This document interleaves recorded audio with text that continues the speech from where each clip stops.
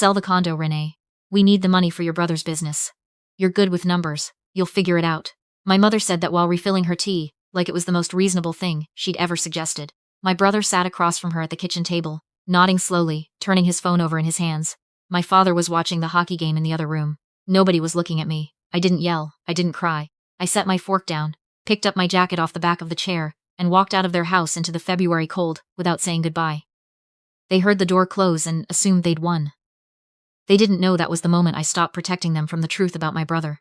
Have you ever had someone ask you to sacrifice something real, something you built, for a person who never built anything in their life? Tell me in the comments.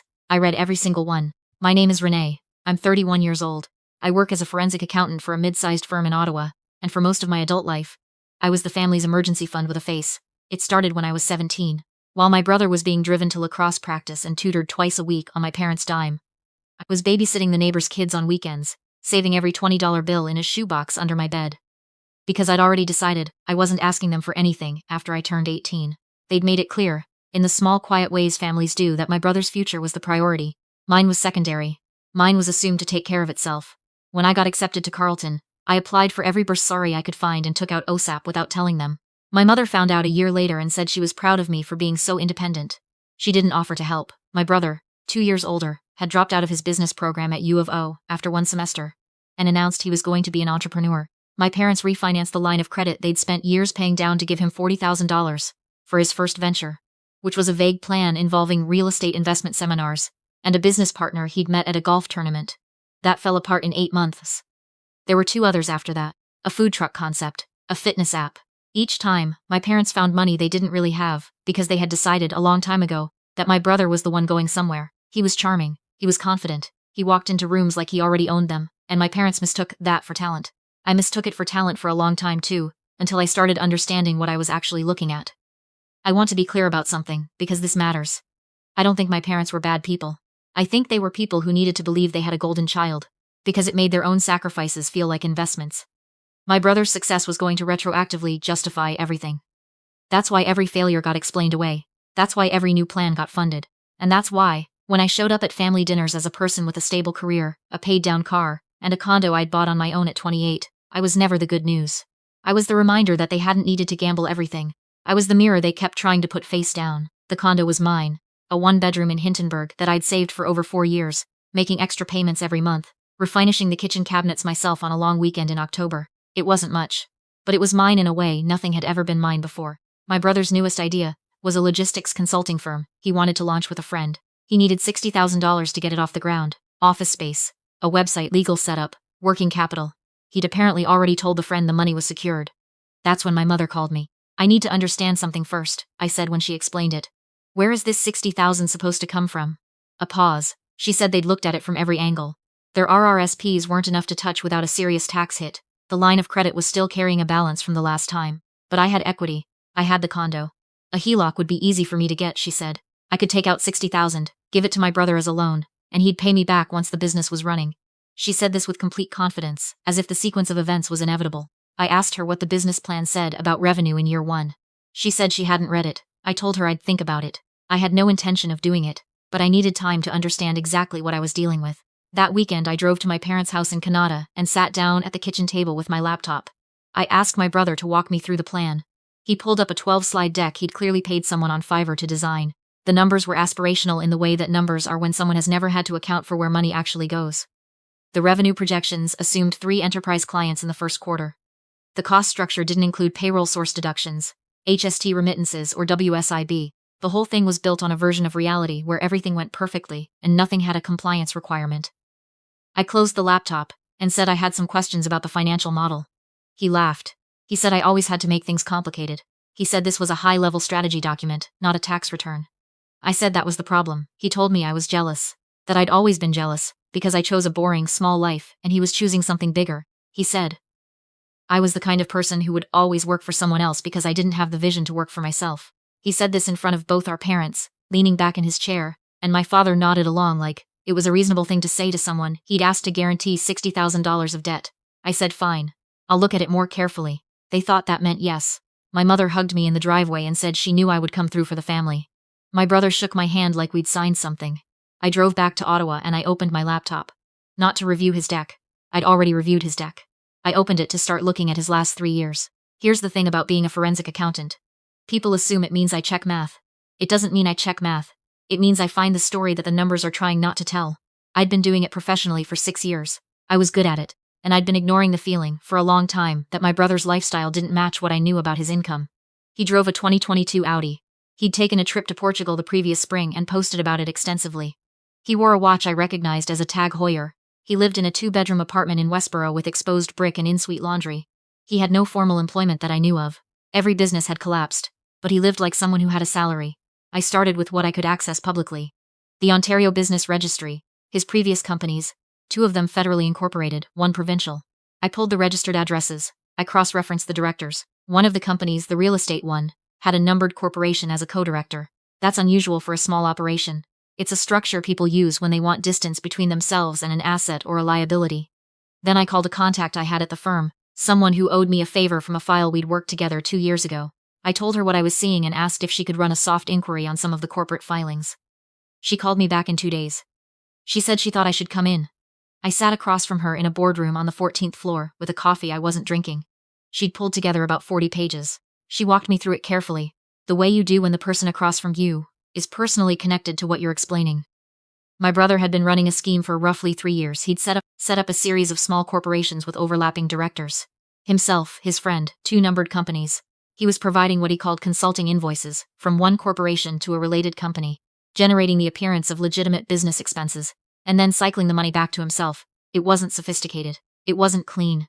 But it was structured just carefully enough that it didn't immediately look like anything. Especially if the only person reviewing it was a small business bookkeeper who didn't know to look for related party transactions. He'd done this across 4 companies over 3 years. The total was somewhere between $80,000 and $90,000. He wasn't building businesses. He was manufacturing losses and pocketing the float. The CRA had started asking questions about one of the corporations 6 months earlier. He hadn't responded to the initial correspondence. That was going to become a problem very quickly. I sat with that information for a long time. He was going to be audited. When the CRA dug in, they would find the rest of it, and when they found the rest of it, they would find the transfers, and the invoices, and the numbered companies.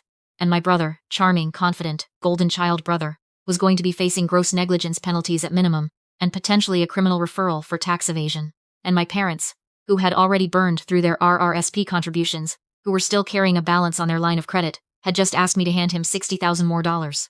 I thought about saying nothing. I want to be honest about that. Part of me thought about calling my mother back and making up a reason I couldn't do the loan, something about my own mortgage renewal, and just letting it play out. It wasn't my mess. I hadn't made it. I didn't owe anyone a warning. But I kept thinking about my parents. Whatever their failures toward me, and there were real ones, they weren't doing this out of malice.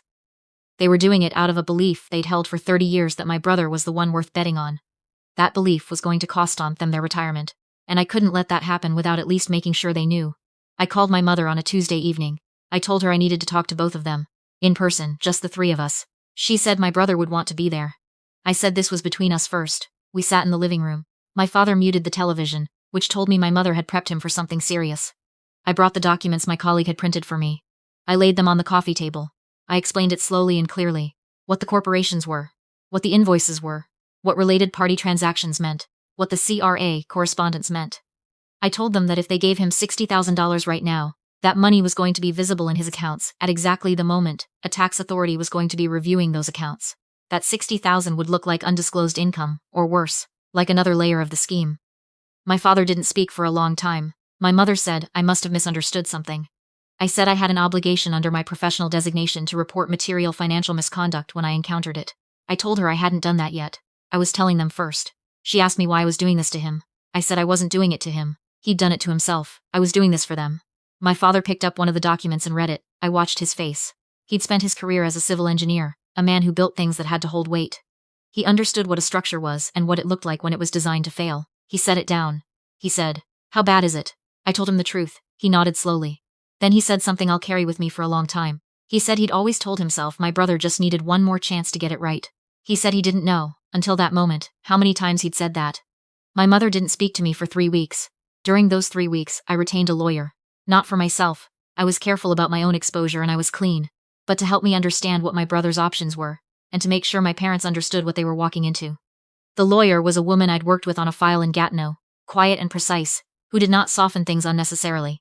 She said if my brother engaged with the CRA proactively, disclosed voluntarily, and cooperated fully, the criminal referral risk dropped significantly. She said the penalties would still be substantial. She said he would likely lose the ability to be a director of any corporation for several years. But she said there was a path through it that didn't end in federal charges. I brought this to my parents in writing, because I wanted them to have something concrete to look at. My father called my brother that weekend. I wasn't there for that conversation. I was told later, by my father, that my brother initially denied everything. Then, when my father read specific transaction details back to him, he went quiet. Then he said he'd been meaning to sort it out. Then he started crying. He retained his own lawyer on Monday. The disclosure process took 4 months. He cooperated. He paid back what he could, about $40,000, through a combination of liquidating the Audi and closing the accounts. The rest was structured as a repayment plan. The gross negligence penalties were assessed. There was no criminal referral. He was prohibited from acting as a director of a federally incorporated company for 5 years. He didn't speak to me for 8 months. When he finally did, a phone call, on a Sunday afternoon, in the fall, he said he'd spent a long time being angry at me for destroying everything. He said he'd spent almost as long realizing I was the only one who hadn't let him keep destroying himself. I didn't say I told you so. I didn't feel like it. Honestly, I just felt tired. And underneath the tired, something quieter, relieved. My parents had a harder road. The line of credit was going to take years to clear. Their retirement timeline shifted by at least a decade. My father picked up some contract work. My mother went back to the bookkeeping she'd done before they'd had us, taking small business clients on the side. They were going to be okay, but okay was going to take work. The condo stayed mine. In the spring, I was promoted to senior manager at the firm. My colleagues took me to dinner at a place on Elgin Street. I ordered the good wine. I wore the earrings I'd bought myself after my last big case, gold studs, small, understated. My mother texted me that evening to say congratulations. It was the first text she'd sent me in 5 months that wasn't about logistics or paperwork. I stared at it for a while before I replied. My brother is renting a 1-bedroom apartment now. He's working as a sales coordinator for a building supply company, a real job with a T4 and a benefits package. He texts me sometimes. Nothing heavy, just pictures of things he thinks I'd find funny, an absurd news headline, a dog he saw on his lunch break. It's careful and a little awkward and more honest than anything we had before. My parents came to Ottawa in August. We had dinner, the 4 of us, at a restaurant on the market. Nobody mentioned the money or the documents, or the 3 weeks my mother didn't call. My father talked about the project he was consulting on. My mother showed me pictures on her phone of a garden she was planning for the backyard. Driving home after, I passed the intersection where I'd bought my first coffee. On the morning I walked into the boardroom with the evidence.